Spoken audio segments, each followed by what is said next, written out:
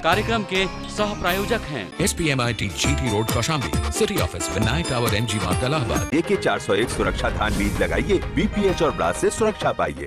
Shiats, educating generations. अन्नदाता, अन्नदाता, अन्नदाता, नीत तुम्हारा अन्नदाता, पग पग पर है संग तुम्हारे अन्नदाता, लहू किसानों का बन के पसीना सींचता है धरती का सीना, मेहनत का तेरी हक दिलवाने, नई तकनीक नई खोज बताने, पशुधन को गुणवान बनाना, पौध सुरक्षा को सिखलाना, खेती के सब गुर समझाने, भारत का सरताज बनाने, आठों पहर है संग तुम्हारे अन्नदाता, अन्नदाता। नमस्कार, मैं श्वेता आप सभी दर्शकों का अन्नदाता कार्यक्रम में स्वागत करती हूं। हर रोज की तरह कार्यक्रम में हम लेकर आते हैं खेतीबाड़ी से जुड़ी हुई बहुत सी लाभकारी जानकारियां। तो चलिए सबसे पहले देखते हैं क्या है विशेष आपके लिए आज के कार्यक्रम में। समन्वित पोषक तत्व प्रबंधन पर जानकारी।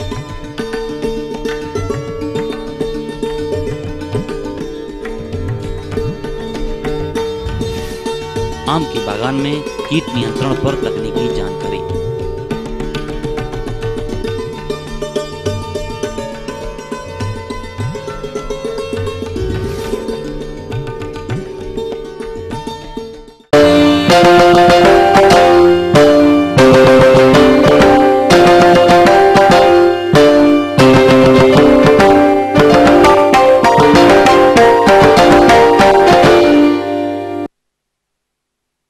किसान भाइयों, खरीफ फसलों की बुआई हेतु मृदा की भौतिक, जैविक और रासायनिक स्थिति सुधार के अंतर्गत हमने कल के अंश में दिखाया, लेकिन अधिकांश देखा जाता है कि किसान गोबर की खाद और मुख्य पोषक तत्व जैसे नाइट्रोजन, फास्फोरस और पोटाश इत्यादि को उपलब्धता के आधार पर उपयोग करते हैं। वो इस बात का भी ध्यान नहीं रखते हैं कि दिए जा रहे उर्वरकों की मात्रा कम या अधिक तो नहीं है, जिसका परिणाम आगे चलकर कम उपज के रूप में उठाना पड़ता है। अतः किसान भाइयों, आपके साथ ऐसा न हो, इस हेतु आप किस तरह से करें फसलों में समन्वित पोषक तत्वों का प्रबंधन, इस बारे में विस्तार से जानकारी के लिए देखिए हमारी ये विशेष प्रस्तुति। समन्वित पोषक तत्व प्रबंधन। समन्वित पोषक तत्व प्रबंधन से तात्पर्य है कि किसान भाई रासायनिक उर्वरकों का कार्बनिक पदार्थों एवं जैविक उर्वरकों के साथ इस तरह से सम्मिलित रूप से उपयोग करें जिससे फलोत्पादन एवं उत्पादन बढ़े, मृदा की उर्वरता का संरक्षण हो, उसे टिकाऊपन मिले तथा भूमि के स्वास्थ्य पर कोई विपरीत प्रभाव न पड़े। पोषक तत्वों के अलावा अम्लीय व क्षारीय भूमि में फलोत्पादन के लिए क्रमशः चूना एवं जिप्सम भूमि सुधारकों की भी आवश्यकता होती है। इसके अलावा एक ही पोषक तत्व का अधिक मात्रा में प्रयोग दूसरे पोषक तत्वों की उपलब्धता को प्रभावित करता है, अतः संतुलित प्रयोग अपेक्षित है। किसान भाइयों, अब आइए जानते हैं पोषक तत्वों के बारे में। पौधों को अपना जीवन चक्र पूरा करने के लिए मनुष्य की तरह भोजन की आवश्यकता होती है। पौधों के आहार में सामान्यतः 16 पोषक तत्व जैसे carbon, hydrogen, oxygen, nitrogen, phosphorus, potassium, calcium, magnesium, गंधक लोह, मैंगनीज, जिंक, तांबा, बोरॉन, मोलिब्डेनम तथा क्लोरीन की आवश्यकता होती है। कार्बन, हाइड्रोजन जो वायु व पानी से प्राप्त होते हैं को छोड़ शेष 13 तत्व भूमि के माध्यम से प्राप्त होते हैं। फसलों में पोषक तत्वों की आवश्यकता के मद्देनजर इन्हें उर्वरकों में बांटा गया है। नाइट्रोजन, पोटेशियम का उपयोग पौधे अधिक मात्रा में करते हैं, इसलिए इन्हें प्रमुख तत्व कहा जाता है। कैल्शियम, मैग्नीशियम और गंधक की अपेक्षाकृत कम मात्रा में आवश्यकता पड़ती है, इन्हें गौण तत्व कहा जाता है। और लोहा, जस्ता, मैंगनीज, तांबा, बोरॉन, मोलिब्डेनम एवं क्लोरीन की बहुत ही कम मात्रा में जरूरत होती है, इसलिए इन्हें सूक्ष्म पोषक तत्व कहा जाता है। किसान भाइयों को यह सुझाव है कि वह मिट्टी परीक्षण के आधार पर ही संतुलित उर्वरकों का प्रयोग करें। रासायनिक उर्वरकों के साथ साथ जीवांशिक खादों का प्रयोग नहीं करना चाहिए। फसल चक्र में दलहनी एवं हरी खाद वाली फसलों का समावेश अवश्य करना चाहिए। जैव उर्वरकों का प्रयोग करना भी जरूरी है। समन्वित पोषक तत्व प्रबंधन में गोबर की खाद, कंपोस्ट, हरी खाद, वर्मी कंपोस्ट एवं जीवाणु खाद का समावेश रासायनिक उर्वरकों के साथ साथ अवश्य करना चाहिए। इसके अलावा फसल चक्र में दलहनी व मिश्रित फसलों की खेती भी लाभदायक होती है। गोबर की खाद व कंपोस्ट को 2 मीटर चौड़े व 1 मीटर गहरे व लंबे गड्ढे में घास फूस, कूड़ा करकट, गोबर, मल मूत्र, फसल अवशेष आदि डालकर तैयार किया जा सकता। ये कंपोस्ट खाद 3-4 माह में सड़ गल कर तैयार हो जाती है तथा 1 हेक्टेयर खेत में 3 टन कंपोस्ट खाद डालने से 25% नत्रजन व अन्य तत्वों की प्राप्ति हो जाती है। वर्मी कंपोस्ट भूमि में जैविक पदार्थ बढ़ाने एवं जल व भूमि का संरक्षण करने के लिए वर्मी कंपोस्ट अच्छी खाद है। वर्मी कंपोस्ट बनाने के लिए 12 से 15 सेंटीमीटर मोटी, कड़वी या अन्य भूसा की परत लगाएं। इसके ऊपर 10 से 12 सेंटीमीटर मोटी गोबर की परत लगाएं। फिर 30 से 45 सेंटीमीटर मोटी फसल अवशेष या कूड़ा करकट की परत लगाएं। उसके पश्चात 3-4 सेंटीमीटर मोटी मिट्टी की परत लगाएं। अंत में 5 से 6 सेंटीमीटर मोटी गोबर की परत दोबारा लगाएं। इस विधि से बनाए गए गड्ढे में 400 से 500 केंचुए प्रति घन मीटर या 150 से 200 केंचुए प्रति क्विंटल सामग्री की दर से छोड़ दें। उसके बाद सामग्री को पुरानी बोरी या कड़वी से ढक देते हैं। इसके लगभग 2 महीने में केंचुआ खाद बनकर तैयार हो जाती है। इसमें नत्रजन 1 से 2.25%, फास्फोरस 1 से 1.5 व पोटाश 2 से 3% होता है एवं अन्य सूक्ष्म तत्व भी अच्छी मात्रा में उपलब्ध होते हैं। वर्मी कंपोस्ट के उपयोग से फसल में खरपतवार नहीं पनपते तथा दीमक का प्रकोप भी कम होता है।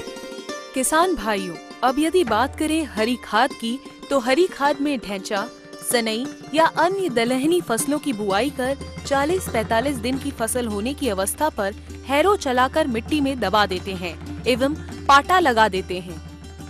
ऐसा करने से भूमि की भौतिक, रासायनिक व जैविक दशा में तो सुधार होता ही है, साथ ही फसलों को पोषक तत्व भी प्राप्त होते हैं। अब आइए बात करें जीवाणु खाद के बारे में। तो यह भी सस्ता व हानि रहित खाद है। दलहनी फसलों में बीज को बुआई से पहले राइजोबियम कल्चर से उपचारित करना चाहिए, जिससे इनके बैक्टीरिया 50 से 200 किलोग्राम नाइट्रोजन प्रति हेक्टेयर स्थिर करने की क्षमता रखते हैं। खाद्यान्न फसलों एवं अन्य फसलों में बीज को एजोटोबैक्टर कल्चर से उपचारित किया जाता है।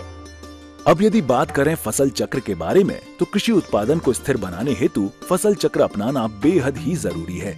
किसी भी खेत में लगातार एक ही प्रकार की फसल लेने से मृदा की उर्वरा शक्ति तो कम होती ही है, साथ ही अनेक कीट व रोग भी उत्पन्न हो जाते हैं। यदि किसान भाई फसल चक्र अपनाते हैं तो मृदा में उपलब्ध पोषक तत्व का पूर्ण रूप से उपयोग हो जाता है तथा मृदा की उर्वरा शक्ति को बनाए रखा जा सकता है एवं कीट व रोगों के प्रकोप को भी कम किया जा सकता है और फसलों से अधिक उपज प्राप्त की जा सकती है। उदाहरण के तौर पर धान में समन्वित पोषक तत्व प्रबंधन की बात करें तो धान की फसल में पोषक तत्व प्रबंधन हेतु कार्बनिक खाद यानी कि गोबर खाद, कंपोस्ट या वर्मी कंपोस्ट से 25% पोषक तत्वों की पूर्ति की जा सकती है तथा 50% पोषक तत्व रासायनिक उर्वरकों से और शेष 25% नील हरित शैवाल से पूर्ति करना चाहिए, जो कि वातावरण में उपलब्ध स्वतंत्र नत्रजन को जमीन में स्थिर कर पौधों को उपलब्ध कराते हैं अथवा हरी खाद से करने पर उत्पादन में वृद्धि व स्थिरता दर्ज की गई है। दूसरा, मक्का या बाजरा के साथ मूंग, उर्द व ग्वार की मिश्रित खेती की शस्य तकनीक विकसित की गई है एवं मक्का या बाजरा के बीज के साथ 4 टन प्रति हेक्टेयर की दर से गोबर की खाद डालने से पोषक तत्व प्रबंधन के साथ पपड़ी जमने की समस्या में कमी दर्ज की गई है। फल वृक्षों में पोषण प्रबंधन की बात करें, जैसे कि अमरूद में 10 से 15 किलोग्राम गोबर की खाद या कंपोस्ट प्रतिवर्ष आयु की दर से नत्रजन 60 ग्राम, फास्फोरस 30 ग्राम व पोटाश 60 ग्राम प्रति पौधा आयु अनुसार। नींबू में 5 से 10 किलोग्राम कंपोस्ट, फास्फोरस 50 ग्राम, पोटाश 25 ग्राम, नत्रजन 50 ग्राम प्रति पौधा प्रति वर्ष। पपीता में नत्रजन 300 ग्राम, फास्फोरस 200 ग्राम, पोटाश 250 ग्राम व कंपोस्ट 10 से 12 किलोग्राम रोपाई के समय। सोयाबीन में 20 टन गोबर की खाद प्रति हेक्टेयर व राइजोबियम कल्चर से बीज उपचारित कर प्रयोग से 25 से 50% पोषक तत्वों की पूर्ति हो जाती है। समन्वित पोषक तत्व के होने वाले लाभ की बात की जाए तो इससे भूमि एवं पर्यावरण प्रदूषण में कमी आती है। भूमि की भौतिक, रासायनिक व जैविक संरचना में सुधार होता है। फसलों की उत्पादकता में वृद्धि व स्थिरता, सूक्ष्म तत्वों की उपलब्धता, भूमि की जलधारण क्षमता में वृद्धि, उर्वरकों पर निर्भरता में कमी, प्रति इकाई अधिक आर्थिक लाभ। अतः किसान भाइयों, यदि बताए अनुसार आप अपनी फसलों में समन्वित पोषक तत्व प्रबंधन को अपनाते हैं तो फसलों से गुणवत्ता युक्त अधिक उपज लेने के साथ साथ अपनी मृदा की उर्वरा शक्ति को भी बनाए रख सकते हैं।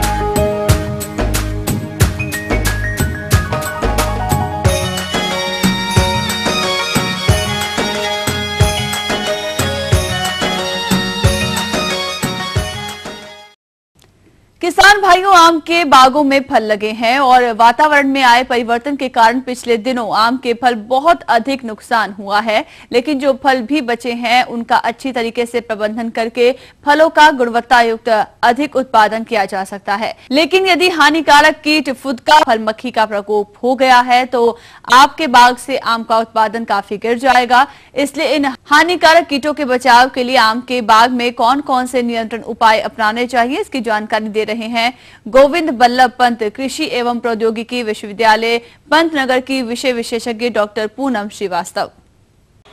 किसान भाइयों, आपके आम के बागों में इस समय आम लटकने लगे होंगे और वो अच्छे खासे बड़े भी नज़र आ रहे हैं। हालांकि पिछले दिनों आई आंधी तूफान ने कुछ किसान भाइयों को निराश भी किया होगा, बहुत सारा गिर भी गया है। पर आपको जो आपकी फसल है उसे कीड़ों से कैसे सुरक्षित करना है ये मैं आपको बताना चाहूँगी।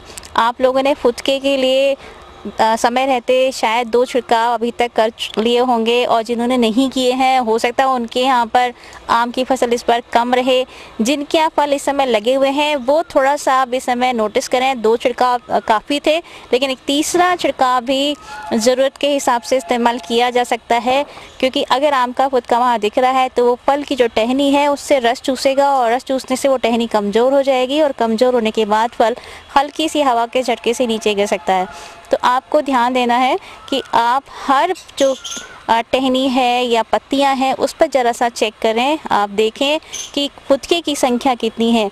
अगर फुदके की संख्या एक टहनी पर आपको 5 से 6 के बीच दिखाई दे रही हैं तो फिर आपको इस समय एक छिड़काव करने की आवश्यकता पड़ेगी।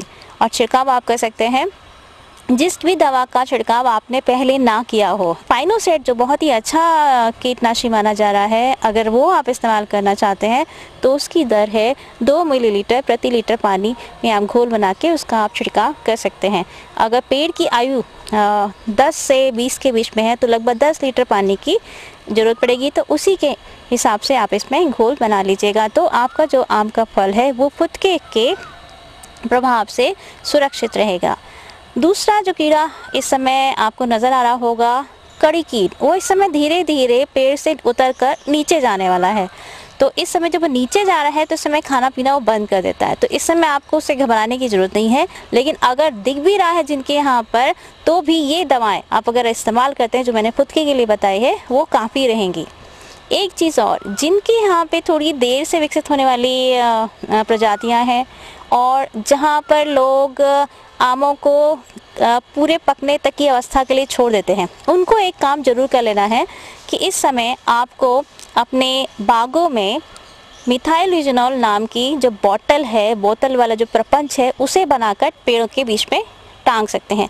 10 पेड़ों के बीच में एक प्रपंच आपका काफ़ी है और 2 महीने तक ये प्रभावित रहता है। यानी कि जब तक आपका आम का सीज़न रहेगा ये काफ़ी अच्छे से इस्तेमाल में आ सकता है। और ये जो फल मक्खी है जो आमों को सड़ा देती है, उसमें अंडे देती है, जो उसकी सूढ़ी हैं उनको बर्बाद कर देते हैं, सड़ जाते हैं, आम नीचे गिर जाते हैं, उनके लिए ये बहुत ही सुरक्षित और कारगर इलाज है। ये थी कुछ उपयोगी जानकारियां। अब लेते हैं एक छोटा सा ब्रेक, जल्द लौटेंगे और कार्यक्रम में आगे है महत्वपूर्ण जानकारियां। बने रहिए हमारे साथ।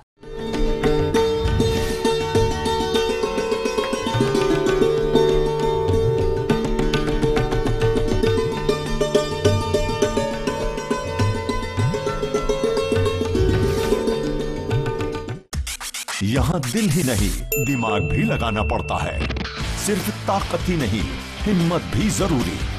कहीं तरतीब तो कहीं जीतता है इरादा और हर दिन बनते हैं नए रिकॉर्ड। रैंकिंग की रेस में कभी भी पलट सकती है बाजी। इसीलिए तो खेल नाम है इसका, जिसकी खबर आपको देते हैं सिर्फ ईटीवी स्पोर्ट्स में।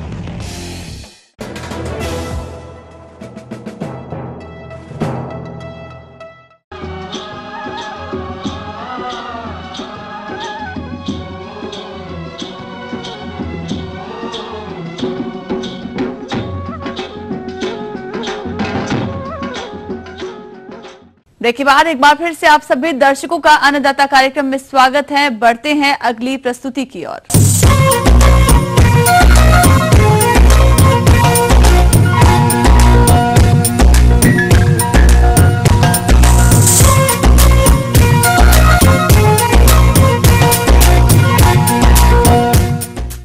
लघु व सीमांत किसान पशुधन के अंतर्गत भेड़ बकरियों का पालन मुख्य रूप से करते हैं, लेकिन मौसम परिवर्तन के चलते इनमें कई प्रकार के रोगों का प्रकोप होता है। यदि समय रहते पशुपालकों द्वारा इसके नियंत्रण पर ध्यान नहीं दिया गया तो भारी आर्थिक क्षति उठानी पड़ती है। अतः पशुपालक भाइयों, इस समय लगने वाले रोगों एवं उनके कारण, लक्षण एवं निदान के बारे में जानकारी देने के लिए हमारे बीच उपस्थित हैं पशु चिकित्सा अधिकारी डॉक्टर राम अवतार सिंघल। आज मैं आपको भेड़ एवं बकरियों में प्राय रूप से पाई जाने वाली विभिन्न बीमारियों के बारे में बताना चाहूँगा। इनमें से पहली बीमारी है PPR। इसको पेस्टिस डेस पेस्टी रूमिनेटेंस नाम से भी जाना जाता है, या स्यूडो रिंडरपेस्ट या काटा नाम से भी जानते हैं। यह बीमारी एक वायरस जनित रोग है जो कि मोरबली नामक वायरस से फैलती है। इस बीमारी के लक्षणों में तेज बुखार, 105 डिग्री फ़ारेनहाइट तक जानवर को बुखार आ जाता है। उल्टियाँ, दस्त भी होती है। इसमें दस्त के कारण जानवर बहुत ही कमजोर हो जाता है। आंखों की झिल्लियाँ लाल पड़ जाती हैं तथा जानवर का चारा पानी बंद हो जाता है। इस बीमारी की रोकथाम के लिए टीकाकरण किया जाता है एवं जो ग्रसित इस रोग से पशु हैं उनसे दूर रखना चाहिए स्वस्थ पशुओं को, तथा 4 महीने तक के जो भेड़ और बकरियों के बच्चे होते हैं उनको टीकाकरण लगाया जाता है जो 30 साल तक ये टीका काम करता है। ये बीमारी फड़किया या एंटीरोटॉक्सिमिया नामक होती है। ये बीमारी भी भेड़ बकरियों में प्राय पाई जाती है। यह बीमारी एक जीवाणु बैक्टीरिया से पनपती है। इस बीमारी का होने का दूसरा कारण अधिक प्रोटीन युक्त चारा लेने से होती है। ताजे कटे हुए खेत, सरसों या चने के, जिनमें फलियां नीचे गिर जाती हैं, उनको जो प्राय जानवर चढ़ जाते हैं, जिसके कारण अपरा आता है।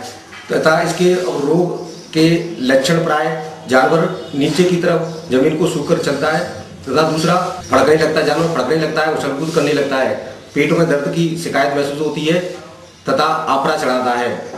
तो एवं इसके बचाव के लिए जानवर को प्राय ताजे कटे हुए खेतों में ज़्यादा नहीं चलने देना चाहिए एवं अपने बाड़े को पशुपालक को चेक करना चाहिए कि किसी जानवर को पेट फूला हुआ तो नहीं है। अगर ऐसा होता है तो उसको 10 से 20 मिलीग्राम सोडा पिलाना चाहिए। एवं इसके रोकथाम के लिए प्राय टीकाकरण किया जाता है। जो नवंबर से फरवरी तक टीका लगता है तो वो टीके इसको विशेष रूप से लगवाने चाहिए। तीसरी बीमारी भेड़ माता या सीपॉक्स नाम से जानी जाती है। यह बीमारी भी एक वायरस जनित रोग है जिसमें जानवर को तेज बुखार एवं मुंह पर, जीभ पर पूरे में छाले पड़ जाते हैं, जिसके कारण जानवर बेचैन रहता है, चारा पानी लगभग बंद कर देता है। तो इस रोग के रोकथाम के लिए भी इसका भेड़ माता का टीका लगता है, वो विशेषकर टीका लगवाना चाहिए इसके। कुछ बीमारियां भेड़ बकरियों में ऐसी हैं जो प्राय सामान्य रूप से हो जाती हैं, पोषण की कमी या अधिकता के कारण हो जाती हैं। एक बीमारी अफरे की है जो भेड़ बकरियों में सड़ा गला हुआ चारा या जूते, चप्पल, चमड़ा, पॉलीथीन ये खाने के कारण अफरा पेट पर आ जाता है। तो ऐसी अफरे की पोजीशन होने के बाद में प्राय अपने को मीठा सोडा, खाना सोडा जो होता है वो 10 से 20 मिलीग्राम पानी में घोल के पिलाना चाहिए, जिससे कि उसको अफरा से निजात मिल सके। दूसरी तरीका की बीमारी है जानवरों में, वो इन्फेक्शन बोलते हैं इसको, पेट में चारा इकट्ठा होना।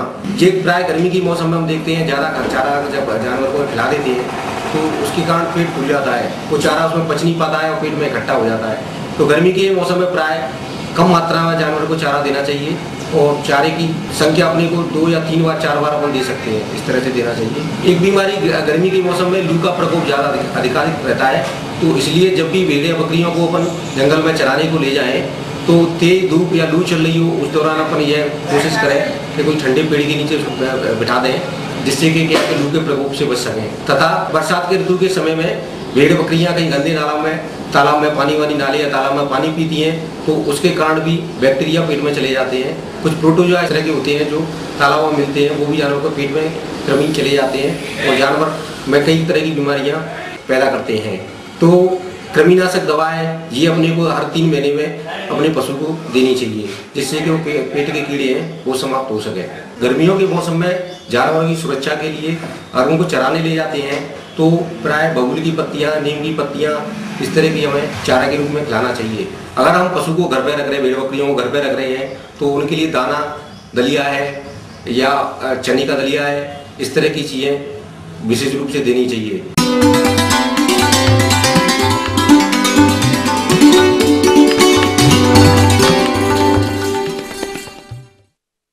अन्नदाता हेल्पलाइन निःशुल्क फोन संपर्क सेवा के माध्यम से आपके द्वारा पूछे गए प्रश्नों में से 1 या 2 महत्वपूर्ण प्रश्नों को हम अपने कार्यक्रम में शामिल करते हैं। इसी के तहत आज का चयनित प्रश्न और उसका जवाब इस प्रकार है। निःशुल्क अन्नदाता हेल्पलाइन में आज हमने जिस प्रश्न को शामिल किया है उसे पूछा है जौनी मैनपुरी के गुलाब चंद्र कुशवाहा ने। आपने सूरन की खेती पर विस्तृत जानकारी चाहिए, तो इसके लिए देखिए कार्यक्रम का यह अंश।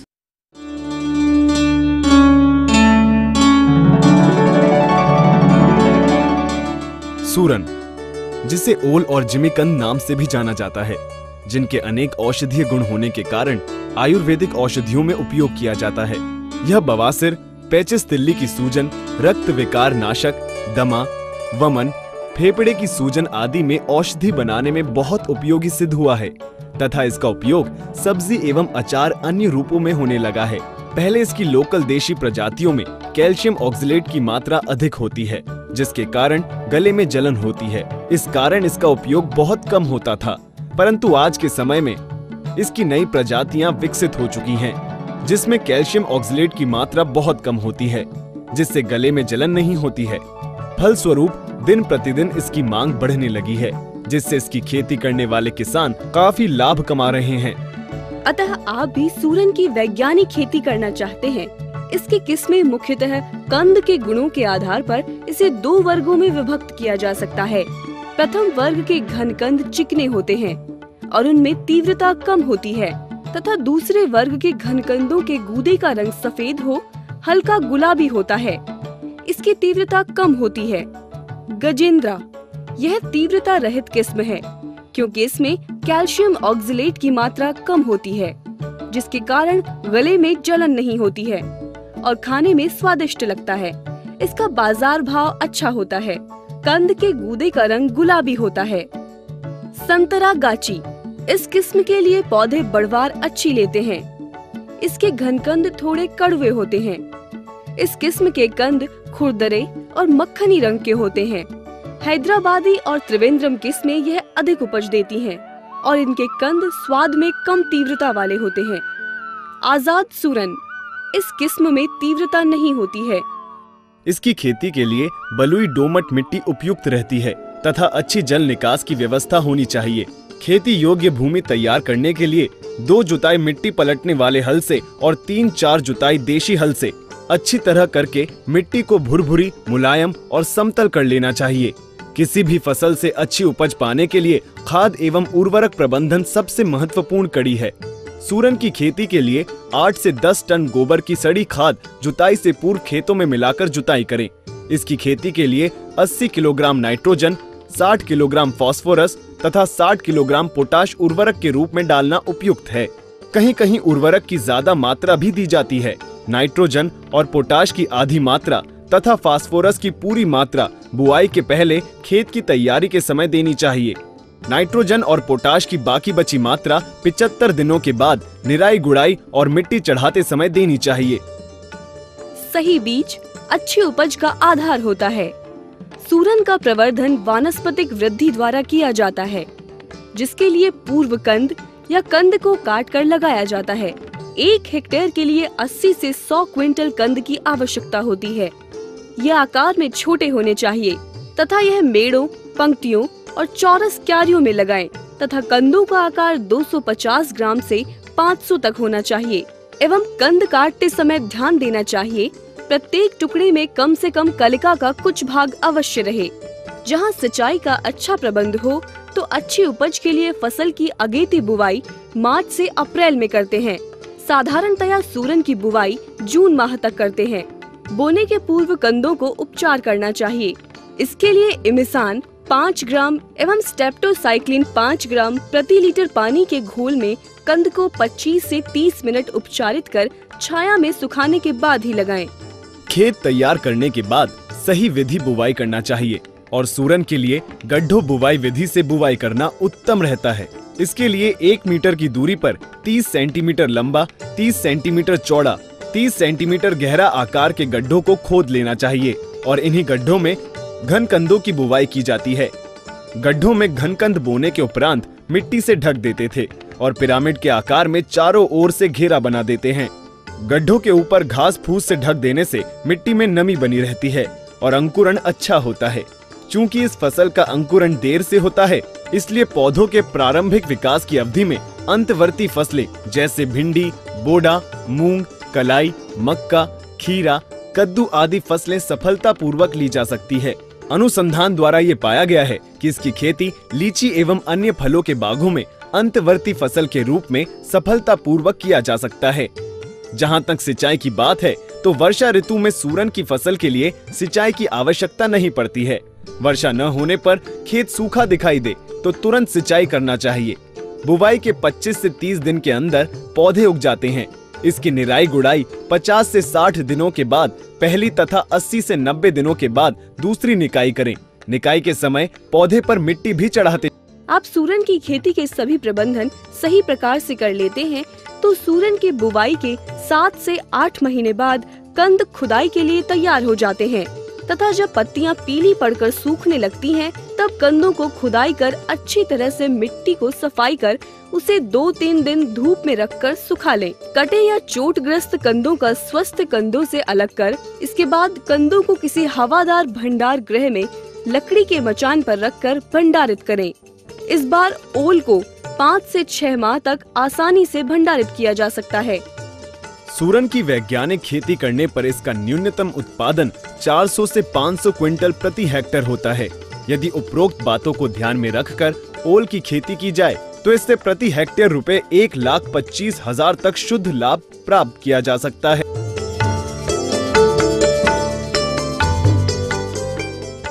हम ये उम्मीद करते हैं कि आज का कार्यक्रम आप सभी दर्शकों के लिए उपयोगी रहा होगा। किसान भाइयों, अन्नदाता आपकी सेवा के लिए संकल्परत है। कृषि संबंधित समस्या एवं सुझावों के लिए आप हमें इस पते पर संपर्क कर सकते हैं।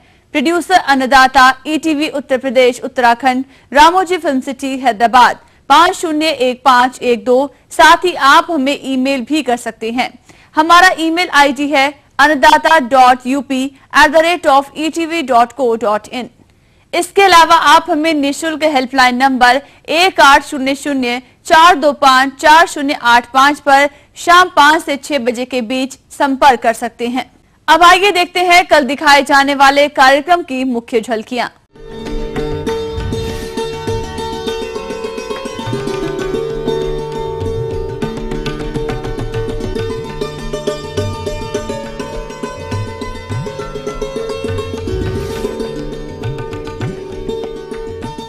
फिलहाल अन्नदाता की पूरी टीम को इजाजत दीजिए। कल फिर इसी समय आपसे मुलाकात होगी कृषि संबंधित कुछ और रोचक जानकारियों के साथ। नमस्कार। इस कार्यक्रम के सह प्रायोजक थे SPMIT GT road Kaushambi, city office Vinayak tower MG मार्ग इलाहाबाद। AK 401 सुरक्षा धान बीज लगाइए, BPH और ब्रास से सुरक्षा पाइए। Shiats, educating generations.